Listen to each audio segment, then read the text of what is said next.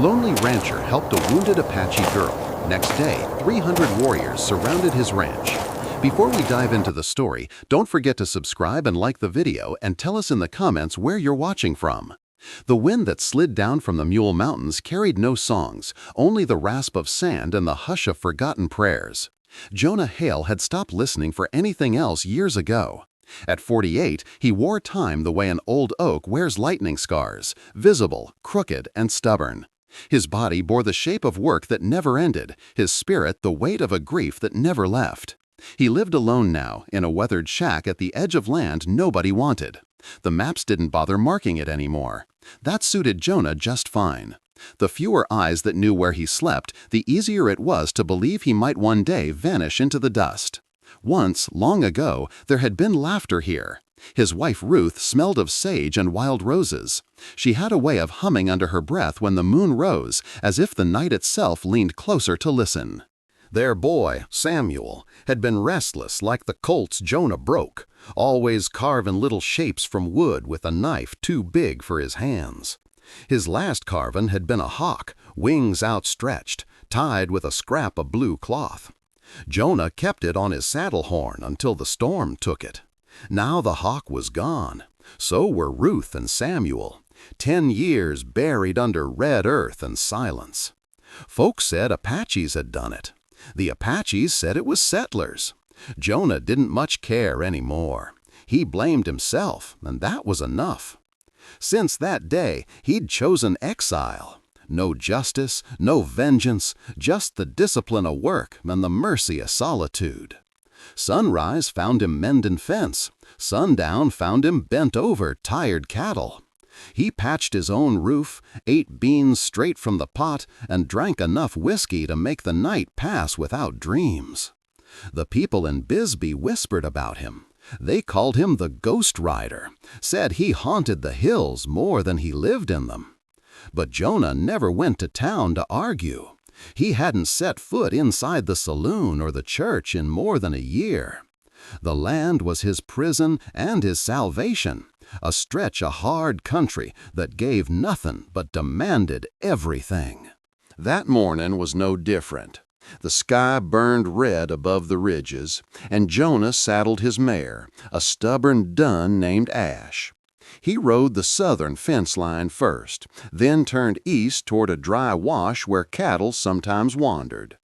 The rifle across his back was worn silver by use, though these days he raised it more at coyotes than at men. His hat brim hung low, his eyes hidden, the way a man learns to ride when he no longer expects kindness from the world. By midday, the heat pressed down heavy, the kind of heat that made the horizon dance and the air taste of iron. Jonah had just rounded the bend of a narrow arroyo when Ash tossed her head and snorted. Buzzards. They wheeled in a tight black circle above a cut in the earth not far ahead.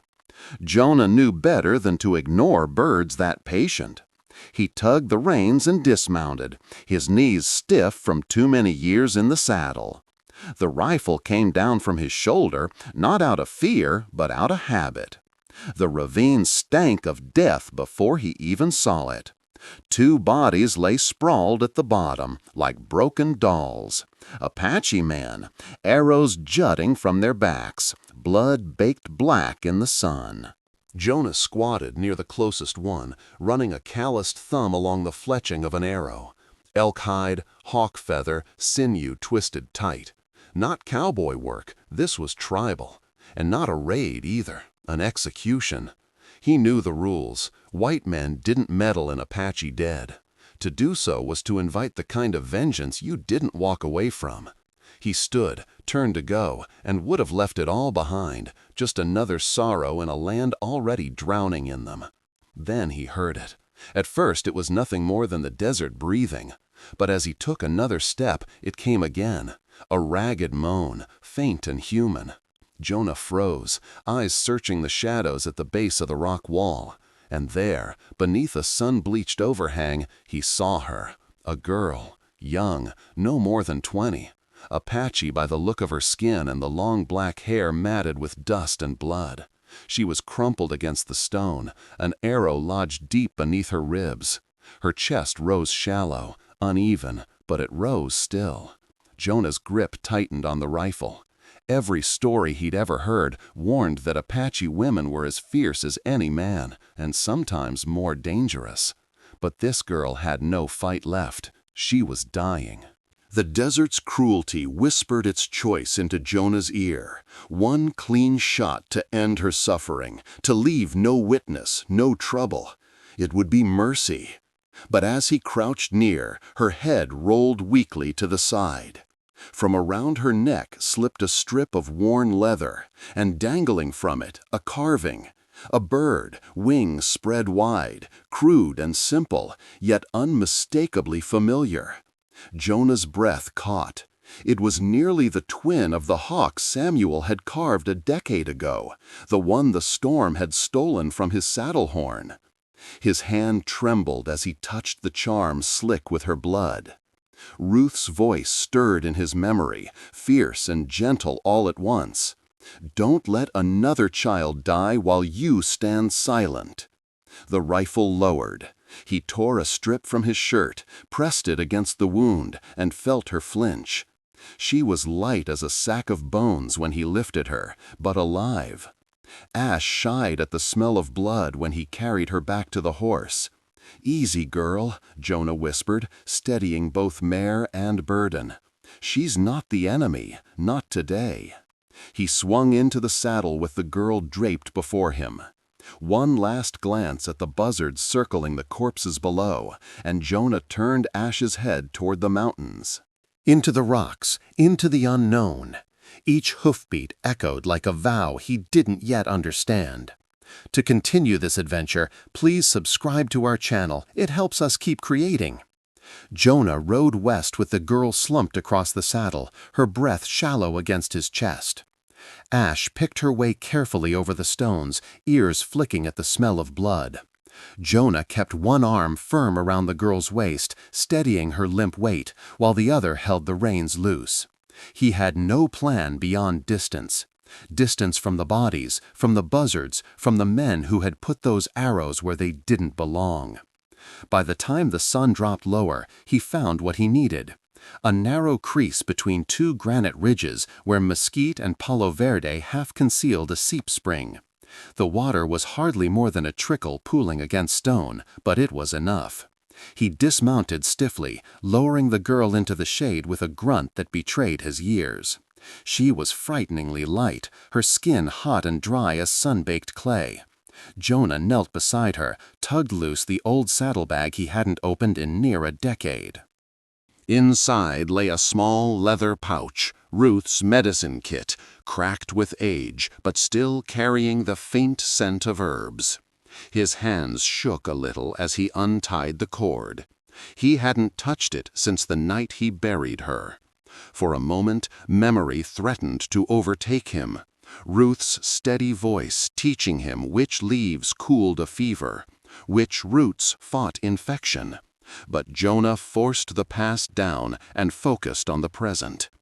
The arrow had snapped low, leaving the head buried deep under her ribs.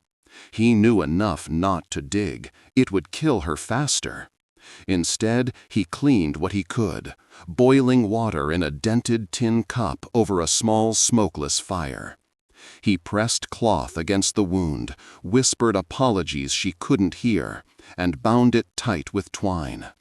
She stirred once, groaning, her eyes fluttering open just long enough to register his face before rolling back into unconsciousness.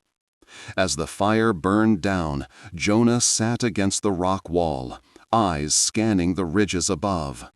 The desert didn't often give second chances, and this girl's survival felt like a challenge to that truth. He chewed on a strip of jerky without tasting it, watching the sky fade from copper to violet. He should have left her. He knew it with the same certainty he knew the feel of his rifle stock against his palm. White men who meddled in Apache business ended up bones in the sand. Everyone in Bisbee knew the saying. He'd lived by it once. But the bird charm still hung around her neck, sticky with blood, and Jonah couldn't look at it without seeing Samuel's small hands whittling wood by firelight. Saving her wasn't mercy anymore. It was compulsion, maybe penance. Night settled over the canyon, coyotes calling from somewhere far off. Jonah laid the girl on his blanket, tucking it beneath her head, then leaned back against the rock with his rifle across his knees. If she died before morning, he told himself, at least he'd tried. If she lived, he'd have more trouble than he could reckon with. Either way, he understood now. By lifting her from that ravine, he hadn't just saved her life. He'd stepped back into a world he'd tried to bury. And the world was never merciful to a man who couldn't stay silent. The girl stirred at dawn. Jonah had dozed lightly, his rifle balanced across his knees, jerking awake at every rustle of leaves. The coyotes had gone silent hours before, replaced by the first tentative call of a cactus wren. She moved with a faint shiver, one hand twitching toward her ribs. Jonah leaned forward, easing her upright with surprising gentleness for hands so used to mending fence wire and swinging hammers. Her lips parted, but no sound came. He uncorked the canteen, tilted it carefully, and watched her throat work as she swallowed. Half of it spilled down her chin, but she didn't push his hand away.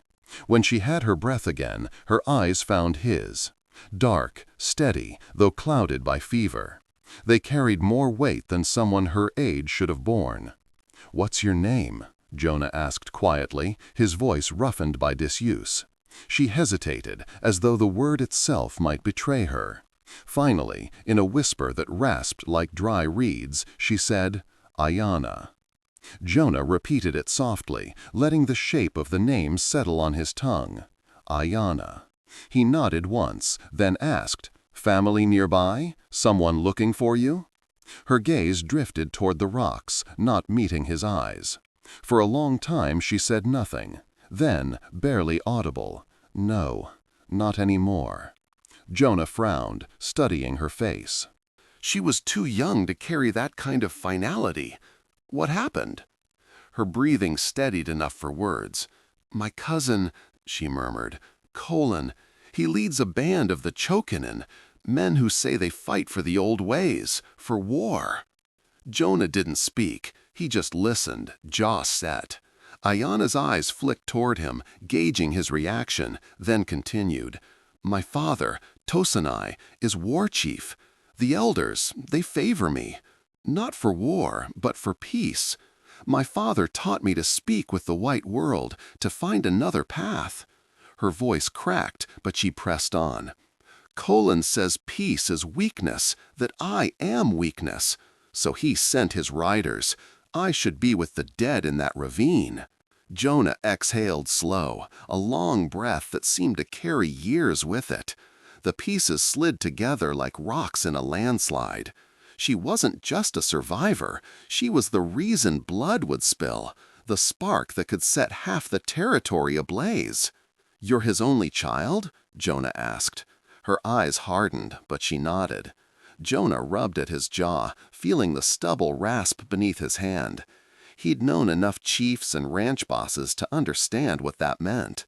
Whoever controlled Ayanna controlled the future of her people, war or peace. "You're not just hunted," he said finally. "You're the excuse for a war waiting to start." She didn't answer, but her silence said more than words. The desert wind shifted, tugging at the smoke of last night's fire. Jonah felt the weight of choice pressing in, heavier than his rifle, heavier than his grief. He hadn't asked for this. He wanted no part of tribal feuds or blood debts. And yet, when he looked back at her, fever burning in her skin, resolve burning in her eyes, he understood something else. Whatever ghosts he carried, this girl was carrying her own, and both of them were running out of road. By the second night, Jonah knew the herbs weren't holding. He had done everything Ruth once taught him, burn leaf poultice, cool compresses, even whiskey rinses. But the wound had turned angry, swollen, and hot. Fever racked the girl's body, leaving her trembling even as sweat soaked her hair. Each time she moaned in her sleep, Jonah felt the sound cut deeper than any blade. At dawn, he peeled back the bandage. The cloth was dark, the flesh beneath red and streaked with infection climbing toward her ribs. He cursed under his breath and slammed the tin cup down on the stone. The truth pressed on him hard. Without a doctor, she wouldn't see another sunrise. He sat back against the ridge, staring at the girl lying restless on his blanket. The desert had a way of making choices simple, even cruel. Ride into Bisbee, risk a rope around his neck for bringing an Apache into town? Or stay here and watch her slip away, slow and certain. His hands curled into fists. He had buried enough.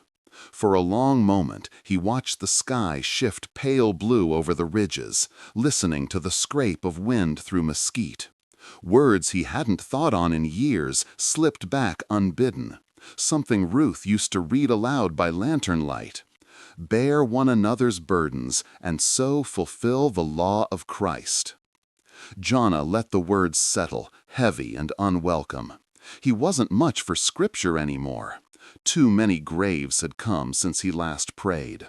But still, the verse lingered, gnawing at him. Wasn't this what burden looked like? A dying girl, hunted and alone, her life balanced against his fear of stepping into the light. He rubbed a hand down his face, rough with days of stubble. "Damn it, Ruth," he muttered, "you'd already have me saddled and gone." Ash whickered softly, as if in answer. Jonah looked at his mare, then at the girl. Decision was no longer a luxury. It was a necessity. By mid-morning, he packed what little they had: water, jerky, Ruth's kit, the rifle.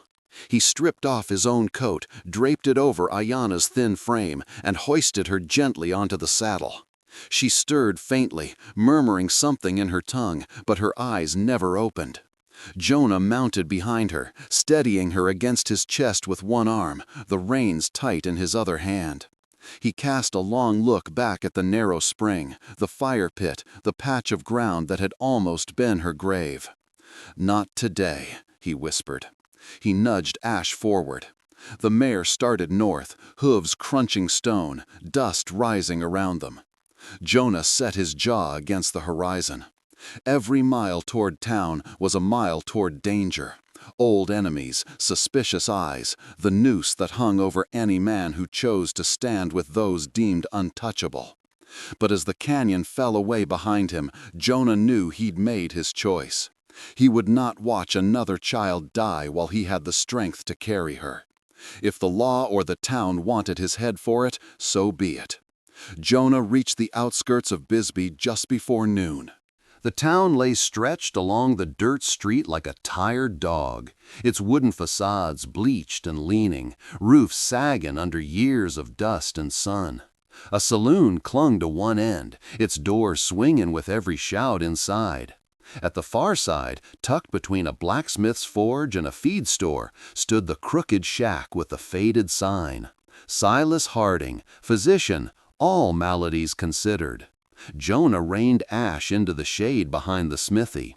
He tugged the brim of his hat lower, then leaned down to the girl slumped against him. Her fevered eyes flickered half open, unfocused. "Listen," Jonah said quietly, his voice a low rasp.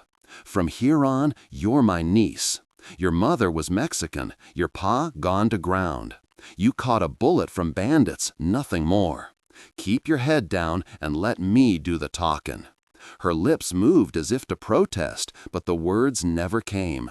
She simply nodded once, the smallest surrender.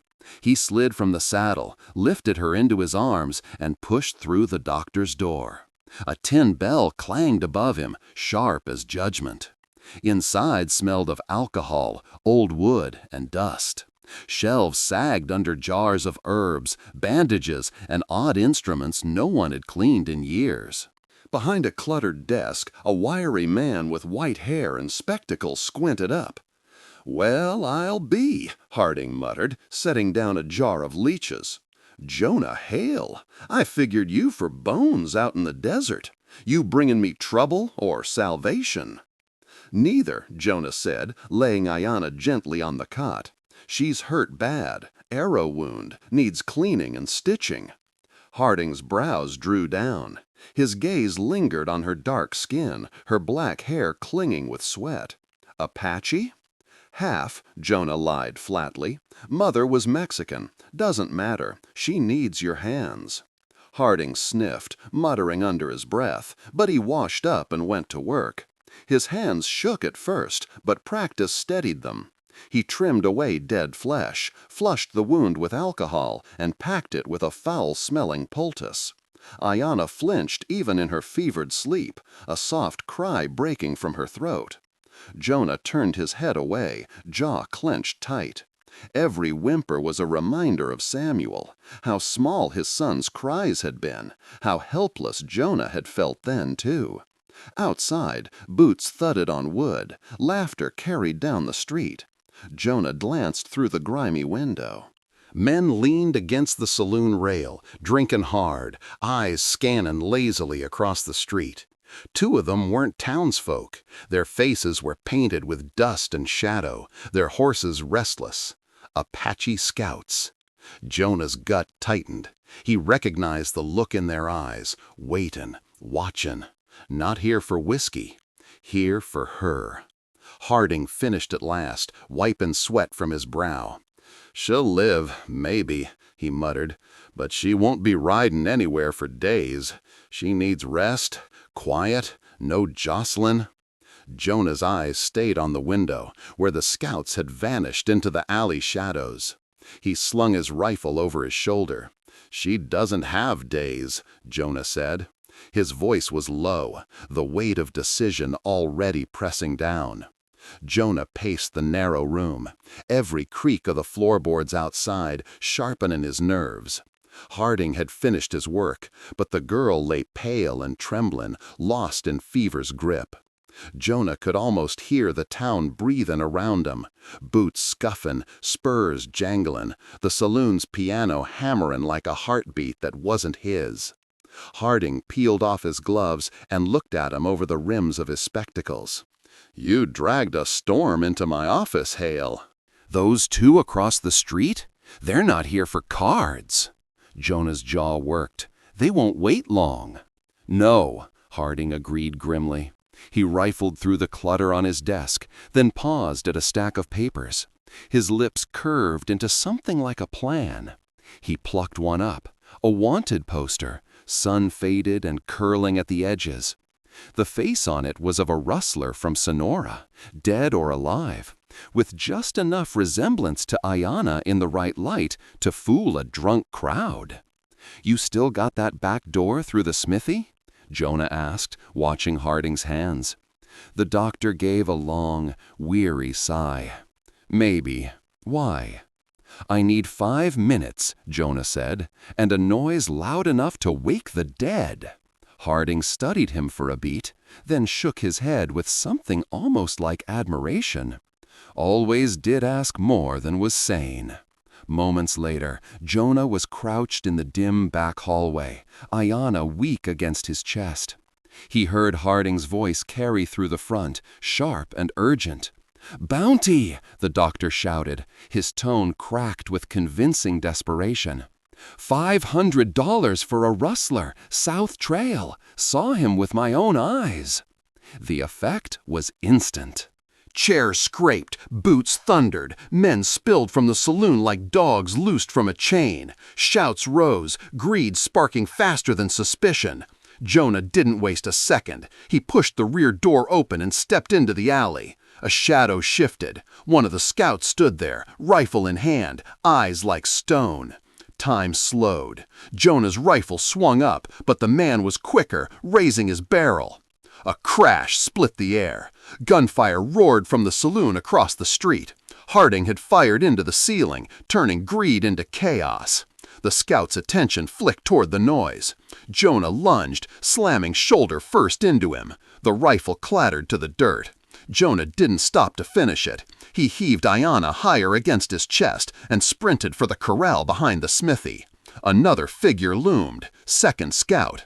Jonah braced for the shot, but a pistol cracked instead, and dust spat up inches from the man's boots.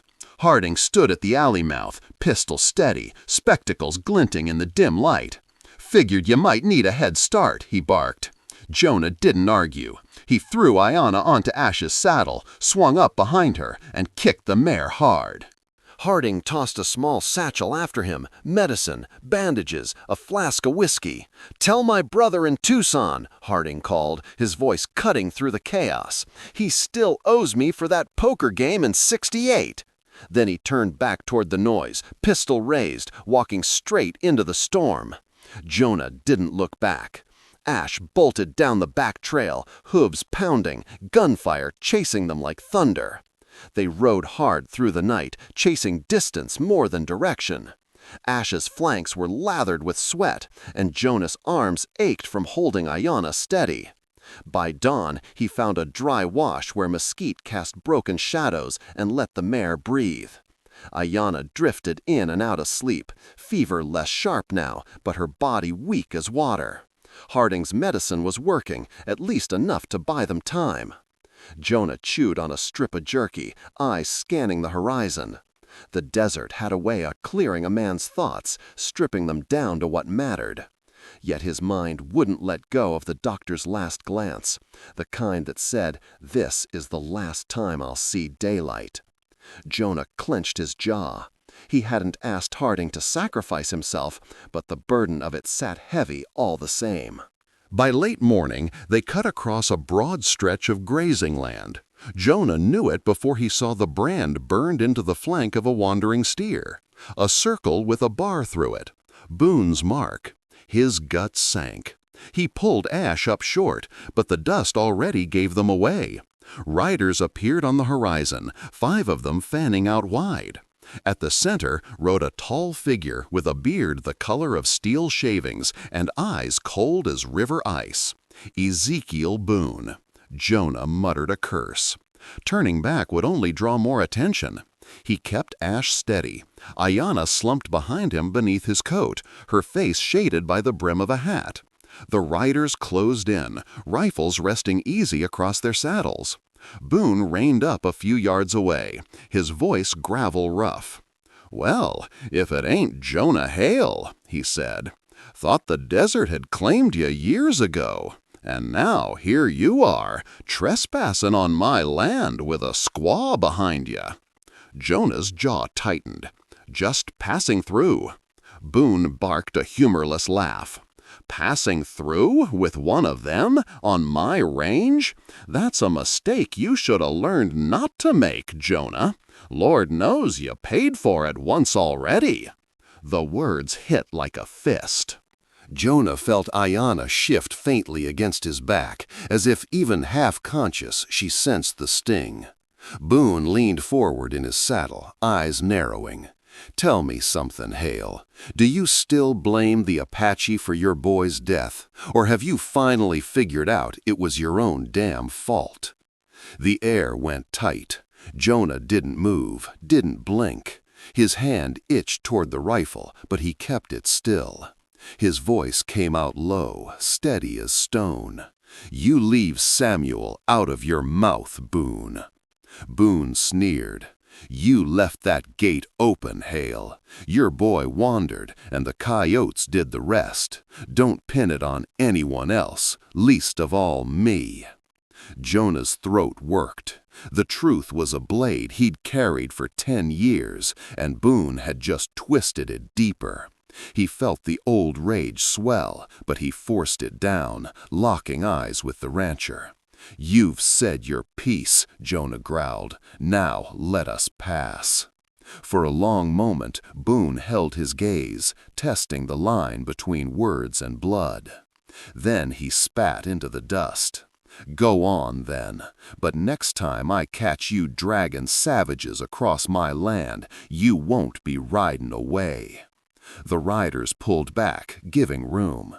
Jonah nudged Ash forward, guiding her carefully past. His shoulders stayed stiff, every muscle coiled, but he didn't look back. Only when the land behind them sank into the ridges did he let out the breath he'd been holding. Ayanna stirred, her voice faint but clear. "He hates you." Jonah glanced at the horizon. "He hates the world. I just give him a name to hang it on." But the truth burned in his chest. Boone wasn't entirely wrong, and that was the wound that never healed. The journey to explore the Wild West is still long. Subscribe to hear more true stories. If you're still watching, drop a 1 in the comments. The valley revealed itself like a secret the desert had sworn to keep. After days of stone and dust, the sight of green broke over Jonah's eyes like a wound of color. Cottonwoods bending over a stream, narrow falls slipping down red cliffs, and between them wickiups half hidden in the trees. Life, quiet and defiant, in a land built on silence. Ayanna stirred in the saddle, whispering something too faint for him to catch. Jonah felt the weight of her hand clutching his coat. He shifted her gently, but his eyes stayed forward. This was no place for hesitation. A whistle cut the air. Shapes rose from the rocks, 5 riders, bows drawn, rifles ready, faces painted with hard suspicion. Jonah slowed Ash, raised one hand to show it was empty. "We're not here to fight," he said, his voice carrying low and steady. One of the riders barked something in Apache. Ayanna pushed herself upright, her voice raw but firm as she answered in her tongue. The riders froze. Then the leader, a scar tracing his chin, dismounted and approached. "Takana?" he asked in accented English, using the Apache name Jonah had overheard once in fevered murmurs. "Ayanna," she corrected softly, but she nodded. Something broke across the man's stern face. He gave a sharp order. The bows lowered. 2 riders came forward, reaching to steady her. Jonah hesitated, reluctant to let her go, until she gave him the faintest nod. He loosened his grip. They guided her down into the valley. Jonah followed, every eye tracking him like a hawk on a snake. Children peered from behind their mothers, elders whispered, warriors muttered. The sight of Ayanna drew gasps. The sight of Jonah drew silence, sharpened like a blade. At the heart of the village, a man stepped from the largest dwelling. Broad-shouldered, hair gray in long braids, his face carved by years, but his eyes still sharp. Tosanai, chief, father, weight of a people balanced in his stance. He stopped when he saw his daughter. For a heartbeat, the valley itself seemed to hold its breath.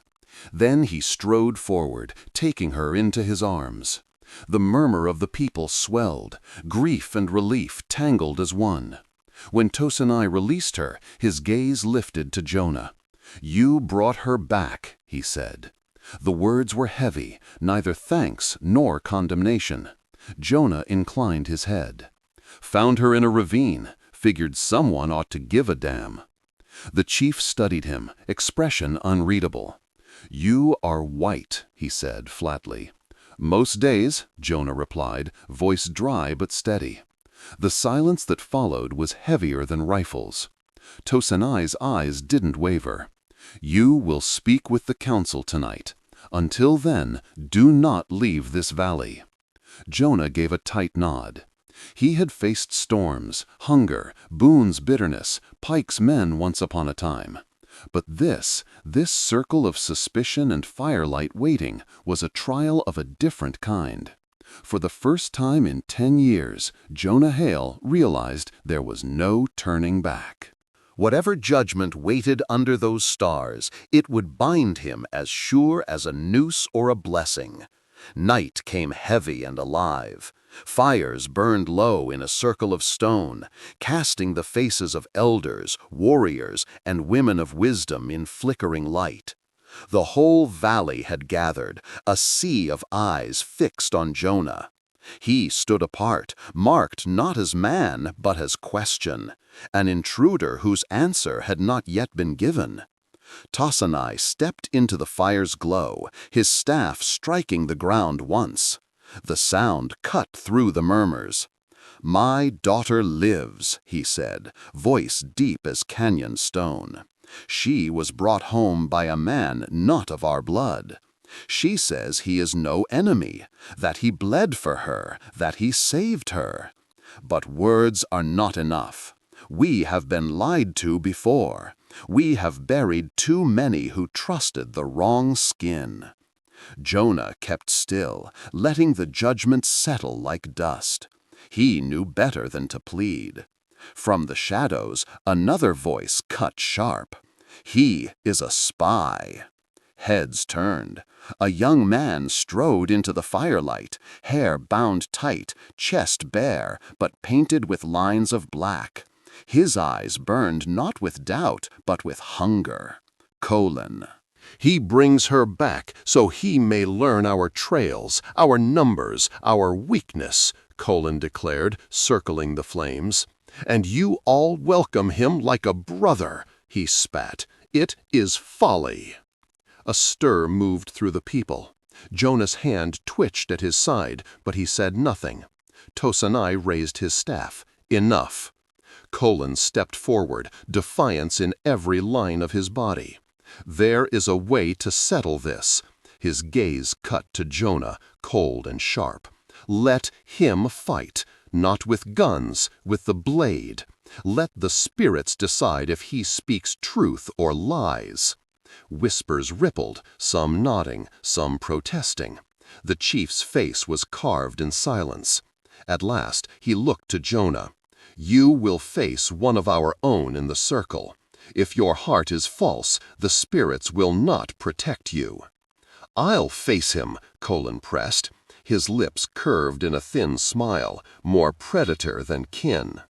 The decision hung only a breath before Tosanai gave a slow nod.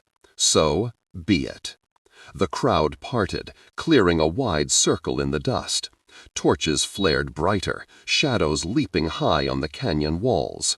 A drumbeat began, low and steady, the sound of a heartbeat too large for one man. Jonah stripped off his coat, laying it folded by the fire. A warrior handed him a blade, curved, ceremonial, light in his grip yet heavy with meaning. He tested its weight, then looked across the circle. Colon stood bare-chested, scars carved across his skin, knife gleaming in the firelight. His smile was cruel, confident. Ayanna stepped to Jonah's side, her hand brushing his arm for just a moment. Her voice was low, urgent. Don't fight to kill, fight to be seen. The drumbeat quickened. Colon lunged first, steel flashing for Jonah's ribs. Jonah twisted aside, the blade grazing cloth. Dust kicked up, the circle roaring in anticipation. The trial had begun. The circle pulsed with the beat of drums, faster now, like the valley's own blood rushing in its veins. Jonah's knife flashed, steel against firelight, but Colon was quicker, trained in this ritual since boyhood. The young warrior slashed low, forcing Jonah back. The crowd hissed and shouted with every near cut, the tension hot as the flames. Jonah wasn't a fighter of this kind. He'd known saloon brawls, cattle rustlers with shaking hands, men who shot more than they swung. But this was battle woven into tradition, each strike carrying not just danger, but meaning. Colon lunged again, blade aimed at Jonah's throat. Instinct roared. Jonah dropped low, shoulder slamming into Colon's midsection. The younger man hit the dust hard, but rolled quick, knife nicking Jonah's forearm before springing back to his feet. Blood welled, warm and slick, but Jonah didn't falter. The circle howled approval. Dust rose, torchlight shimmering in the haze. Colon's grin widened, feral. He charged, feinting left then cutting right. Jonah caught the wrist, muscles straining, the knife's edge grazing his cheek. The two men locked, breath ragged, the fight reduced to raw will. Jonah twisted, turned Colon's momentum, and in one brutal motion drove the younger man into the dirt. The blade spun free, clattering aside. Jonah's own knife hovered an inch from Colon's throat. Silence fell, sudden and absolute. The drums stopped. The crowd leaned forward, breath held on a single decision. Jonah's chest heaved, sweat dripping into his eyes. Colon writhed beneath him, teeth bared, hatred pouring from his gaze. One thrust and it would end, quick, final, the way the circle had always demanded. His hand trembled. For a heartbeat, he saw not Colon, but Samuel, the boy's eyes wide, frightened, a memory of a grave dug with shaking hands. The knife felt too heavy, too cruel. And then, as though carried on the desert wind, words rose in his mind. Ruth's voice, scripture she once whispered by lamplight. Do not be overcome by evil, but overcome evil with good. Jonah's breath caught. He stared down at the man who had left his own kin to die. Evil was here, laid bare. But if he answered it with the same, what would he become? Slowly, with deliberate control, Jonah lowered the blade. He pressed it once to the earth beside Colon's head, leaving a mark in the dust, then stood. I didn't come here to kill anyone, he said, voice hoarse but steady. Gasps rippled through the circle. Some murmured in disapproval, others in awe. Colon scrambled up, fury etched across his face, but unarmed, defeated. Jonah wiped blood from his brow with the back of his hand, chest still heaving. The crowd's judgment hung in the silence, but the choice was made. He had not been overcome. The silence after the duel stretched long and taut, broken only by the crackle of torches. Jonah stood steady, blade lowered, blood still running from his brow. Across the circle, Colon rose unsteadily, dust clinging to his skin, his pride wounded deeper than his flesh. He spares me, Colon spat, voice sharp with venom, because he fears me.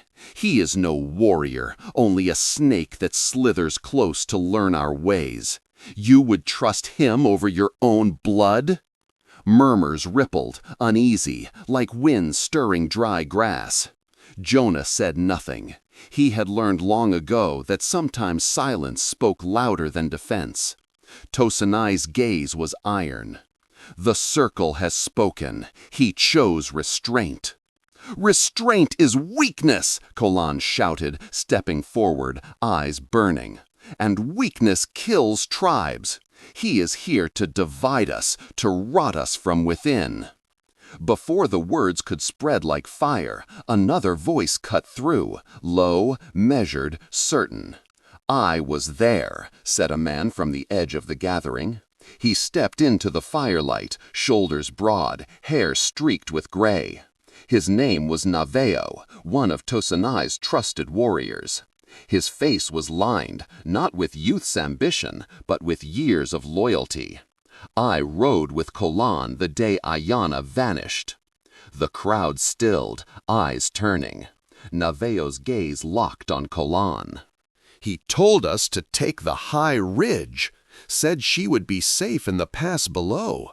But later I saw him speak with shadow riders, men with Apache bows tipped in poison. He gave them a leather pouch, payment for death. Gasps tore through the circle. Elders muttered, warriors shifted uneasily. Ayana, standing near Jonah, went pale but fierce, her voice steady as she stepped forward. You left me to die, Colon, shot from behind by our own. Who else knew where I would be? Colon's face drained, but defiance flared. Lies, old man's lies. She lies too. You would all side with her because she is daughter of the chief, not because she is fit to lead. But Naveo's voice did not waver. I do not lie in the land of our fathers. I saw what I saw. The air thickened with the weight of truth. The council members exchanged looks, the murmur now turning against Colon. Tosanai's staff struck the ground once, the sound booming like thunder. You sought to kill your own blood for power? His words fell heavy as stones. You betrayed not only your kin, but your people.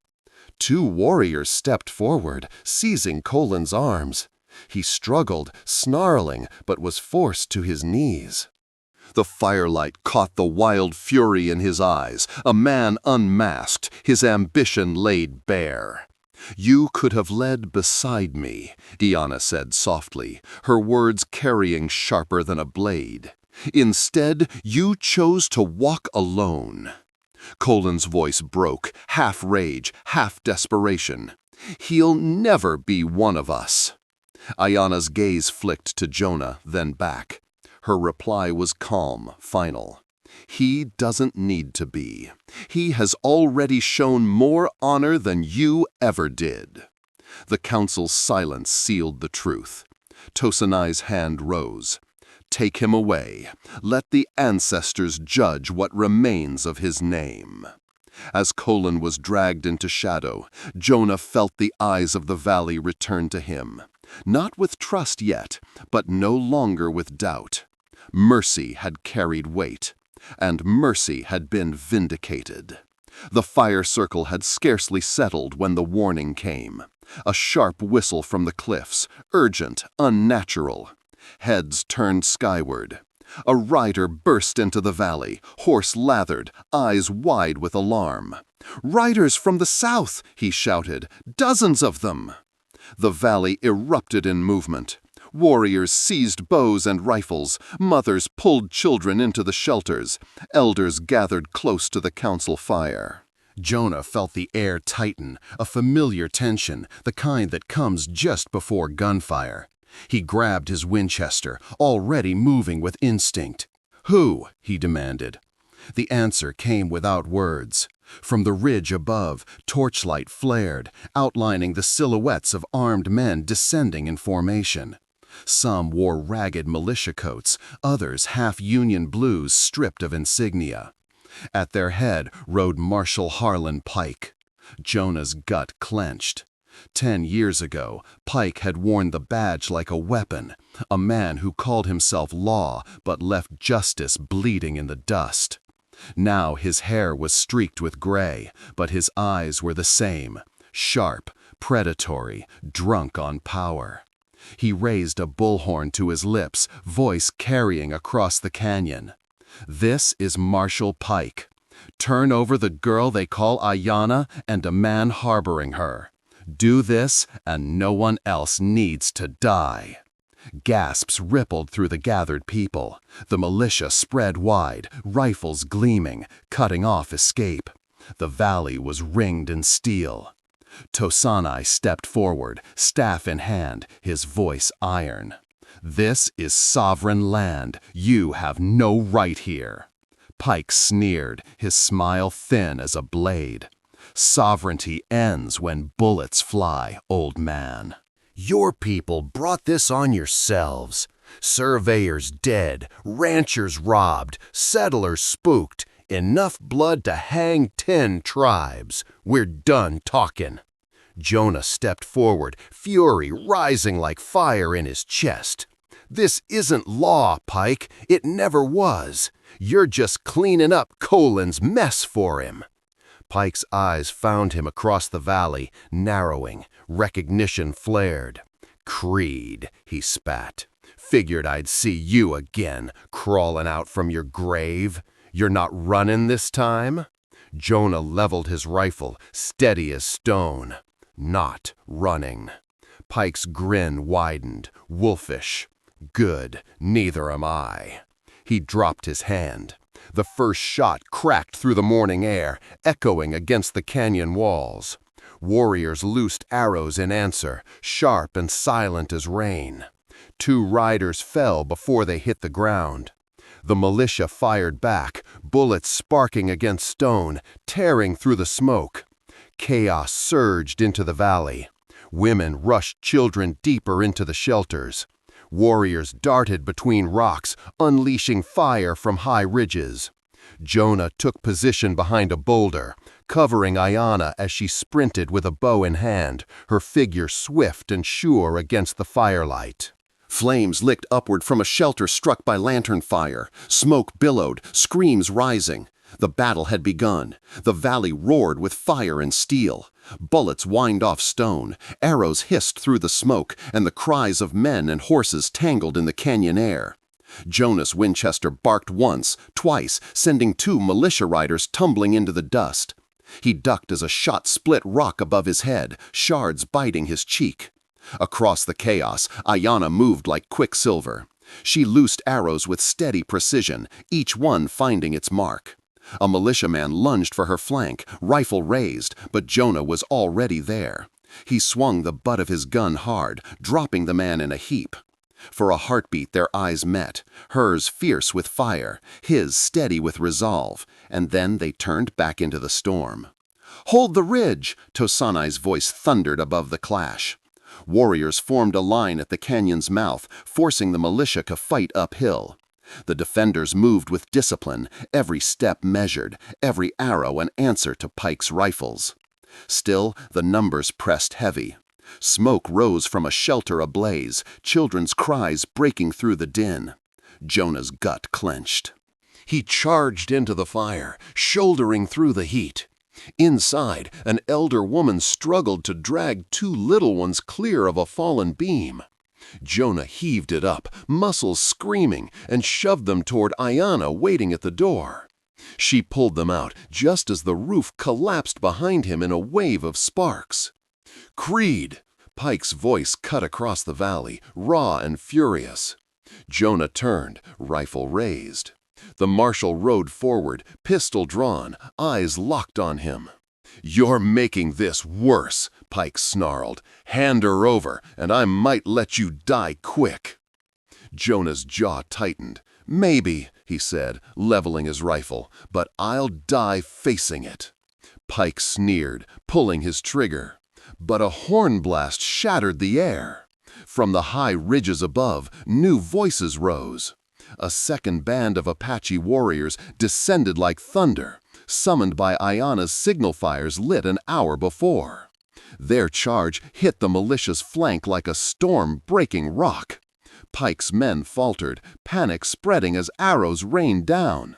Horses screamed, rifles cracked wild, discipline shattered. One by one, the invaders broke and fled into the desert night. Marshal Pike tried to rally, cursing, firing blind into the smoke.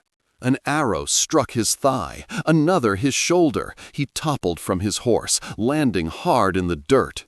Jonah strode forward, rifle aimed, but stopped short. Pike lay groaning, his weapon fallen, his authority bleeding into the earth. Ayanna approached, bow lowered, her gaze steady. "Not again," she whispered. "We don't need another grave to bind us." Jonah held Pike in his sights for one long moment, then lowered the rifle. The militia was broken, the valley scarred but standing. By midday, the smoke thinned, the fires were beaten back. Survivors gathered in the heart of the village, women tending the wounded, warriors standing guard, elders lifting prayers to the sky. The land still smelled of blood and ash, but beneath it, something stronger, survival. For the first time in years, Jonah felt the weight in his chest shift, not gone, but lighter. They had faced the storm and still stood. If you like this video, please comment number 9. If you don't like it, please comment number 0. And please leave a comment and share your feelings. The fires had burned low, leaving only glowing embers scattered across the valley floor. The cries of battle were gone now, replaced by the quiet murmur of tending hands and whispered prayers. Smoke curled into the sky, carrying with it the scent of blood and pine. It was the smell of survival, bitter and strong. Jonah stood apart at the edge of the gathering, his hands raw from lifting beams, his arm bandaged from Colon's blade, his rifle propped against a stone. His body ached, but more than that, his spirit carried a weight that no wound could match. For 10 years he had lived as if he were already buried. Tonight, for the first time, he felt the earth itself give him back breath. Ayanna emerged from the shadows, her step unsteady, but her gaze steady as steel. She had changed. Not in her body, though the wound still pulled at her side, but in the way the valley looked at her. They no longer saw just a girl, but a woman who had returned from the brink of death and led them through fire. The council gathered once more, this time not in suspicion, but in recognition. Elders formed a half-circle, warriors stood behind them, and the people pressed close. At the center, Tosanai lifted his staff. His voice was worn, yet it carried strength that reached even to the far cliffs. "My daughter has returned," he said. "She has faced betrayal, fire, and death, and she did not break. She stood for our people when others faltered. She chose peace when war was easier." He placed a hand on Ayana's shoulder, pride and sorrow woven together. "Tonight, she is no longer just my daughter. She is my voice, my blood reborn." The people murmured in assent, some lifting hands, others bowing heads. Ayana nodded once, accepting, not with pride, but with solemnity. Then Tosanai's gaze turned, heavy as stone, toward Jonah. The circle hushed. "This man was not born of our land," the chief said, "nor carries our blood. But when no one else would stand, he stood. When others turned away, he stayed. He bore our burdens as his own, though he owed us nothing." A ripple moved through the crowd, assent mixed with uncertainty. Some nodded, others glanced away, wary still of the white man in their midst. But none spoke against. Tosanai stepped closer to Jonah, the staff tapping the ground with each step. "You may stay, Jonah Hale. If you wish it, you will have a place among us. A fire, a name, a people." Jonah's throat tightened. The offer was heavy, weightier than he had expected. For a long moment, he said nothing. He thought of Ruth, her laughter carried away on the wind. He thought of Samuel, a small grave under a cottonwood tree. He thought of all the years he had hidden from the world, only to be thrust back into it by a girl with a carved bird around her neck. When he spoke, his voice was low, steady. "I didn't come to belong," he said. "I came to return what was lost, and now it's found." Silence spread. Tosanai's eyes narrowed, but not in anger, only in understanding. Jonah continued. "There's a valley north of your sacred ridge. Quiet, untouched, no blood spilled there. That's all I ask, a place to rest, where the ghosts can breathe easy." Ayana stepped forward, her gaze sharp on her father. After a moment, she nodded. "Then let it be so," she said. "That land shall be his. No warrior will cross it without his welcome." The chief gave a slow nod. "So it shall be." And just like that, Jonah felt the circle's weight shift. Not as kin, not as outcast, but as something between. A man who had chosen not to leave, but also not to belong. That night, as the fires dimmed, he sat apart from the tribe. Above him, stars blazed white across the desert sky. He used to think they were silent, but now, sitting in the valley's stillness, he thought perhaps silence was a kind of answer. Dawn came soft and pale, mist curling low over the stream. The valley hushed, as though it too sought rest after the storm. Horses stood saddled near the ridge, their breath steaming in the cool air. Jonah tightened the cinch on Ash, his motion steady, deliberate. Each tug of leather was a farewell he didn't quite know how to speak. Behind him came footsteps. Ayana approached, her arm still bound from her wound, her face calm, though her eyes shimmered with unspoken weight. In her hands she carried a small bundle wrapped in deer hide. "I asked the elders," she said quietly, stopping just before him, "and they agreed. You deserve this." She unwrapped the bundle, revealing a new amulet. A carving of an eagle, its wings spread wide. One half painted in Apache red, the other left bare cedar. Feathers of eagle down and turquoise beads hung from the leather cord. "A spirit with 2 wings," she said, lifting it toward him, "one in each world, yours and mine. You carried me back from death when no one else could. Let this carry you when the road grows dark." Jonah took it with both hands, reverent. The wood was smooth, warm from her touch. His thumb traced the split body, the balance of colors. His lips pressed tight against the rise of emotion he hadn't let himself feel in years. "I don't know what to say," he muttered. Ayanna smiled faintly. "Then don't. Some things aren't meant for words." But Jonah did speak, his voice rough. "I didn't save you for a reward. I saved you because no one saved my boy, and I couldn't watch another child die when I could stop it." Her gaze softened, her hand brushing his arm once. "You didn't just stop death. You gave me back my name." They stood in silence, 2 survivors bound not by blood, but by choice. The kind of bond forged in fire and scarred into memory. At last Jonah fastened the amulet around his neck. The eagle rested against his chest, weightless and heavy all at once. He swung into the saddle, pausing only to look down at her one last time.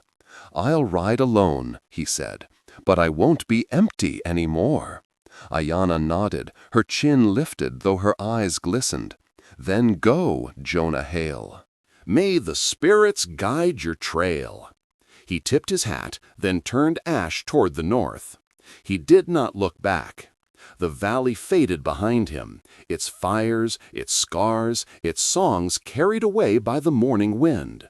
The trail wound through canyons where the wind sang low, over ridges where deer grazed without fear, across a creek that glittered like glass. At dusk he reached it, a quiet stretch of earth nestled between twin ridges. Wildflowers stubborn against the dust, cedar trees bending low as though to shelter the forgotten.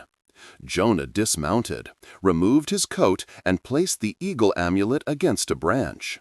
The land was still, listening. "This is home," he said aloud, the words rough but certain. "Not because I belong by blood, but because I choose it." He stood long under the rising stars, the silence no longer hollow, but whole. For the first time in a decade, he did not ride away from ghosts. He rode toward something, a life not rebuilt, but reborn. And maybe that was the lesson worth carrying. The frontier was not shaped only by bullets or gold, but by the choices of men and women who decided, against every darkness, to protect instead of destroy, to show mercy when hate was easier, to stay when leaving cost nothing. Jonah Hale never looked back, not because he had no regrets, but because at last he had something worth riding toward. The tale of Jonah Hale and Ayanna is more than just dust and fire on forgotten trails. It is a mirror held to every soul who has carried loss, who has chosen mercy when the world demanded vengeance, who has stood at the edge of silence and longed for peace. Perhaps you, too, have known what it means to bury the past, only to find that grace can still bloom in barren places. The West was never only about guns or gold. It was about hearts tested in the wilderness, faith carried through storms, and the courage to choose compassion over hate. If this story stirred something in you, if it reminded you that even in the harshest lands, hope can still take root, then join us. Subscribe now and ride with us through more true Wild West stories, tales of grit, grace, and the choices that shaped the soul of the frontier.